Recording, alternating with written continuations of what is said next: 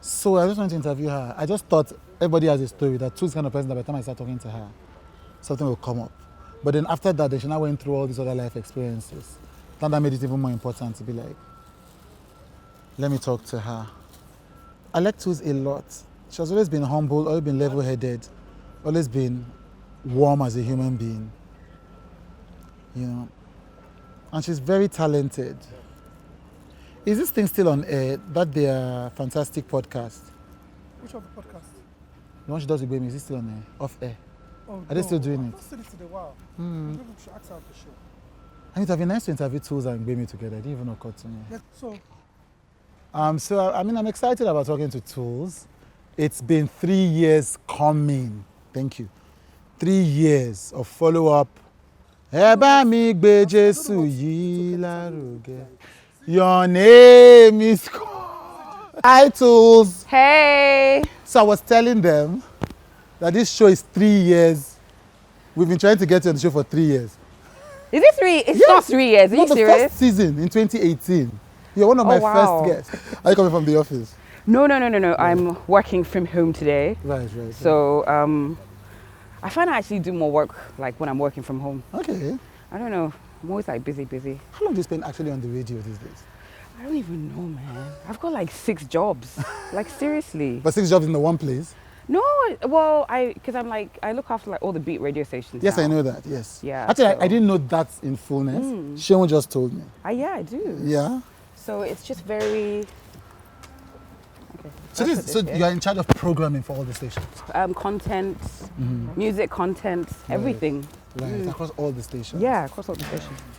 And then that's in addition to your hosts? Yes. To your presenting, yeah. So I don't really do as much presenting because I'm always in like meetings and everything. Yeah. Do you enjoy that one? I enjoy the creative. I enjoy I don't like the meetings. Yeah.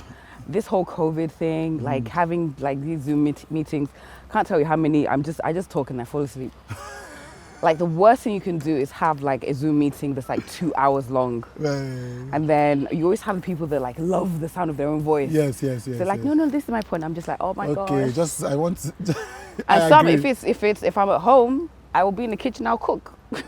While you're doing the meeting? Yes, just put myself on mute, be, grilling my fish and everything. Yeah. Right. Well, welcome on the show. Thank you.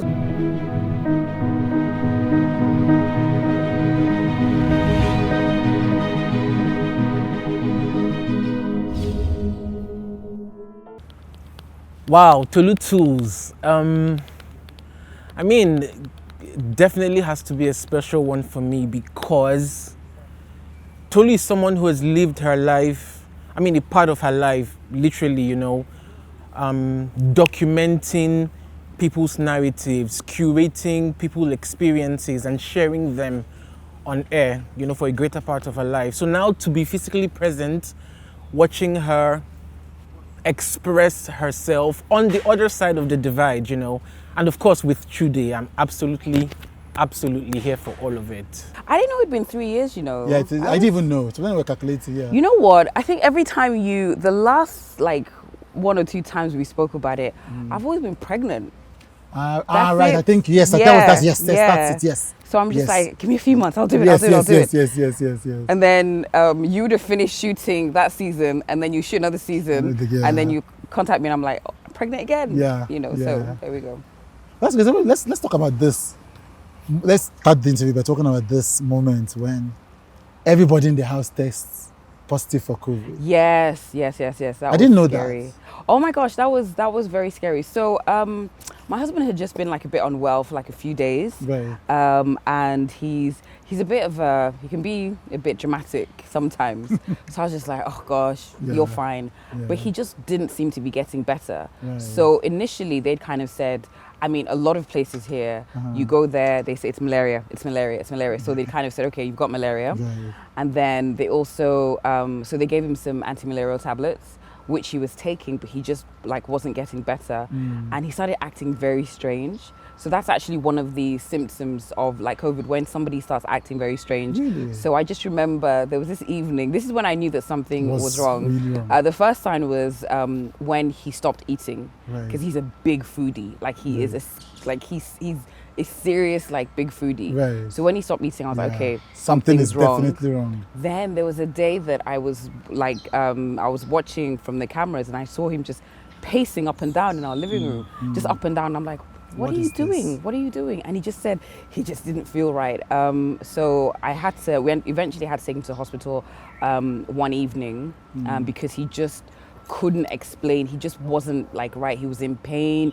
He was, you know, so he was in hospital for a bit and he had done a COVID test and it was negative. So he'd done it like a few days before, like when he started feeling ill, and it was negative. So when the doctors were asking, I was like, well, he did a COVID test, it was negative, blah, blah, blah, blah, blah. So they were like, oh, he's got like a bacterial infection. And I'm like, okay. So they gave him intravenous antibiotics, which if you ever had that knocks out everything in your body. So he had that. Then really, if you've been on that for like about a day, by the next day you should be, you know, feeling a bit better. And he just wasn't getting any better. So eventually I moved him to another hospital because I just wasn't comfortable. I had so many questions and they weren't really being answered. So I just decided to move him to another hospital. First thing they did was they did a COVID test and the doctor just came to me and he said, yeah, he blew it up. And I'm like, yes, oh, COVID, oh! I just literally, I was just like, I was very scared. I was so worried. And the first thing that came to my mind is, oh my gosh, the children, because both of us are very, very affectionate, you know, when it comes to our kids. Like, we kiss and hug our children every single day, like every day, you know. So my thing was like, oh my gosh, if he has COVID, then the kids have most likely COVID. have COVID. Then, so I thought about the kids first. Then I thought, wait a second. If he has COVID, I probably have COVID. I love that your mind goes everywhere. My first mind was before like you. the children, my babies, because my son, our youngest son, he was only about 3 months. Right. So everybody knows that it takes a while before they start, you know, their immune system like really, you know, get strong. Yeah. So I was just so scared. And then I tested and it was positive. And me, in my dramatic fashion, I was like, oh my God, Tunde, you gave me COVID. Oh my gosh. So the doctor, you know, I always say a big thank you to him because he was very, very reassuring to everything. He was like, okay, the children are going to be fine. That was my main concern. My main concern was always, you know, the kids. And he said, look, children, they're generally unaffected. And he was quite right. They were fine. Like I think there were one or two coughs, maybe a sneeze or two, but generally they were fine. But there was no need to test them. No. I mean, there was. If I had it, they probably definitely. So it's like had even if the results said they didn't have it, you'd be like, I would no. So and then we tested our nannies as well. One of our nannies had it. Yeah, so it was just. I remember I was just in a state of panic. Yeah, of course. And then my husband was in hospital for. Altogether, he was in hospital for about 9 days. Right. So he was in obviously in isolation, and I couldn't see him. You know, nobody could see him, So and also the silence. yeah, and he just wasn't. He would get better, then he'd get a bit worse, and you know, so it was very, very scary. And I just kept thinking. And bear in mind, this was he was in a hospital during the time of the Lekki Tollgate shooting. Right. So I was, and we don't live. He was in the hospital being treated for this during the tollgate shooting. Yes. Right. So we're not terribly far from the tollgate. Yes. So I just remember he was obviously in hospital. I was at home. I couldn't have like my sisters or anybody come because obviously we were a COVID house. So it was terrifying. So the day after the shooting, I didn't know what was going on. So I just remember I just made everybody stay upstairs. My children, they weren't allowed to like even go outside. I'm just like, everybody just stay upstairs. Nobody's going downstairs. And I was in the state of panic. But thankfully, and I kept thinking that I was going to get ill as well because I just had a baby. So my immune system was just supposed to be getting back to normal. So I was just thinking, okay, any minute now, I'm going to fall sick. Thankfully, I didn't, and I was able to, you know, with one of my nannies, the nanny that didn't test positive, like to look after the children, and we recovered. We did our tests. We tested negative, and I'm so thankful to God for that. Very, very thankful for that. one of the biggest lessons that I would say that life has taught me is no matter what your circumstance is, you can go on to achieve anything. So if you started off with humble beginnings, you can go on and be the best this, the best lawyer, the best artist, the best accountant, the best anything. You just have to believe in yourself. So I would say believing in yourself and believing not only that you can, but you also deserve, to get certain things and to achieve certain goals. I think that's very important. You do not owe anybody perfection. All you can do is just be the best anything that you can try to be. So the best wife, you cannot be a perfect wife. You will not be a perfect wife. You will not be a perfect mom. You'll not be a perfect anything. So you don't owe anybody perfection. You just owe it to yourself to be the best, to try your best at anything you're doing. I remember last year, I heard a rumor. I texted you now. I'm like, I heard it. Like, this, because I'm not always on the news. So like this rumor came to me as confirmed. Do you understand? Like Toolz and her husband are breaking up. Yeah. And so I'm struggling because we're friends. Yeah. But we're not like close friends. I know that people are emotional vampires. So I'm like, okay, should I text Toolz? Because we're not that, and she can be like, why are you texting me about such a thing? So I struggle, but I'm like, no, me and Toolz are cool. So, and she's my friend and I care about her. So I sent you the text. Yeah. If the text one was like somehow, like, and it was like, I'm in my house, so. I mean, that was news to me. So I think one of the main things that, I think triggered people was the fact that I wasn't wearing my ring. I think that was, I heard that, yes. I was pregnant and my fingers had swollen up. Right. And right now, my fingers actually are not back to the normal So I had, so I started off not wearing my wedding ring because I think that's a little bit smaller. Actually, no, it sits, I wear my engagement ring first and then the wedding ring. So I started off like taking off the wedding ring because I couldn't, that wasn't really fitting anymore.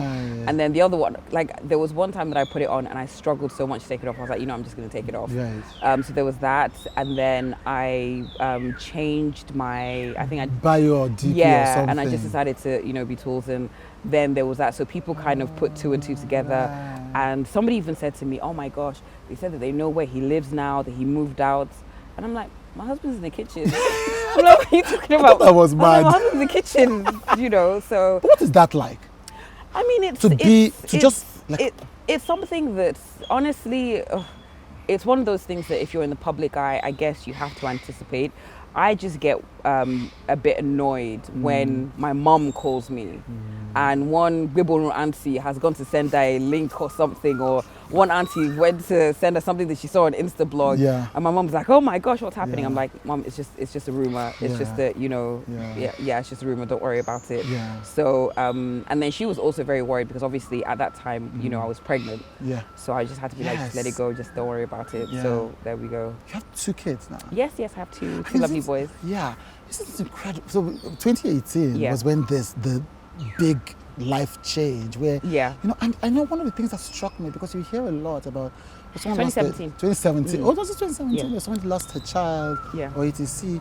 But then, to just think about birthing a child, knowing that this child isn't alive, what is that like? That is stuff that's basically nightmares are about.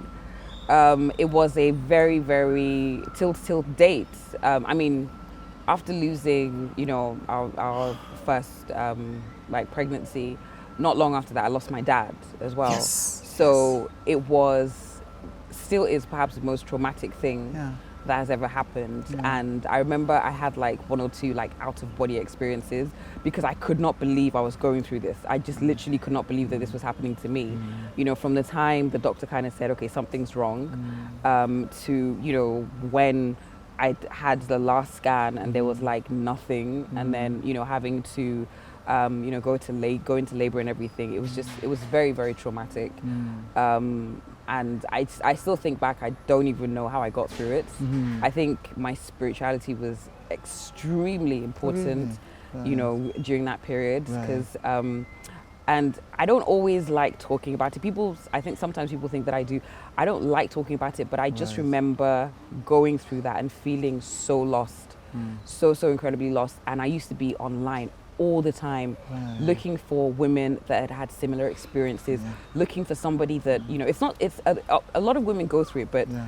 they don't really talk about it. Yes, yes. You know, yes. my mom went through it, but she doesn't like talking about it. She rarely talks about it. Right. You know, so I just remember just going online, looking for information, trying to just find somebody that, had gone through the exact same thing and what happened, how did they continue, how did they get back to normal, how did they do this? And I didn't find a lot. I mean, I found a few, and I didn't find a lot of, Nigerian women stories, yes. that talked about it. Yes. So I think, when I think about that, I know that, somebody's going to be watching that is going through, something like that, or, quite sadly, is probably going to go through something like that.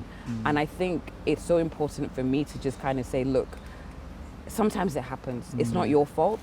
It's very important that, because I remember I did blame myself quite a bit. Yeah. So it's not your fault. It does happen. Things like this are actually not always in our control, but you can get through it. And I mean, look at me, I've got 2 boys now, and I just, at one point I didn't even think I was going to be the mom of one, and I've got 2 boys. Yeah. So, yeah. But I like ask, I mean, I've heard this answer, I've heard people explain it, but why would you even, what's the thought process that leads you to blaming yourself? Okay, so I'll be very honest, I had a therapist, I had to speak to somebody about Fantastic. it, which I legit believe that everybody in Nigeria needs therapy. Tell me about it. Everybody needs therapy in Nigeria. Yeah. But I think one of the things, because a lot of people said, don't talk about it, just, how do they say it in Yoruba? Ọlọ́run á ṣe mí, Ọlọ́run á ṣe, they'll say that. But then you have to deal with that, because there is a grieving process that I think every woman, should they choose to, should be allowed to go through. And if you've ever lost anyone, you'll know that you go through different emotions. You go through anger, you go through, maybe blame, you go through, there's so many different, emotions that you go through. So, and this is something that I've spoken to 1 or 2 other women about. And I blamed myself, because you kind of think, wait a second, I'm a woman. This is something that my body is has been created to do, to carry a child, to bear a child. And I was just like, there's something wrong with me. I didn't. So I blamed myself for a lot. And when I spoke to the doctor and I really thought about it, and then I prayed about it as well, I just realized that it was out of my hands. Even the people, because I think that was, it was not long after I did this, big reveal, and some people said, oh, it's because she announced it and everything. Yes. And that, I think, people need to be very careful about that, because if you've gone through a very, very traumatic, experience, you do not need somebody saying, that's why you should have kept it to yourself or whatever. Yes. Because there are women that get pregnant, don't say anything, and they still lose their children. They still lose, the pregnancy. So so if somebody has decided to, announce it and everything, and then something goes wrong, it is not because they announced it and somebody ate their baby or something, which, a lot of people like to, sort of say. It happens. It happens. So it was, I'm very grateful. I'm just very grateful that I was able to, sort of get through it. And I hope that, my story is an inspiration or a bit of a comfort to other women that are going through the same thing. You mentioned your spirituality helping you. How exactly? Oh, this is a long one. I'm here for it. So I've always considered myself, I've always been like a Christian, and I wasn't always the strongest Christian, but there were a few things that happened. When I was going through that process, that I'm like, this has absolutely nothing to do with me. So, got pregnant within a few months, actually. I got married in 2016. I got pregnant in 2016. So it was 2017, was going on with the pregnancy, and I obviously had the scan, and the size of the baby and the age of the pregnancy weren't matching up. So then they kind of just said, okay, something's wrong. Right. So the baby was measuring much smaller than it should have been. Right. So I was, first of all, I'm not going to mention the name of the hospital, but there was a hospital that I went to in Lekki, and they missed quite a few things.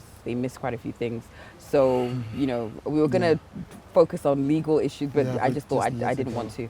Anyway, so I remember the doctor, this was actually the head of the department. She was like a professor, and she came to me and she kind of just said, okay, this is the situation. And I'm just like, okay, so which medication are you going to give me? Like, what do I need to do and everything?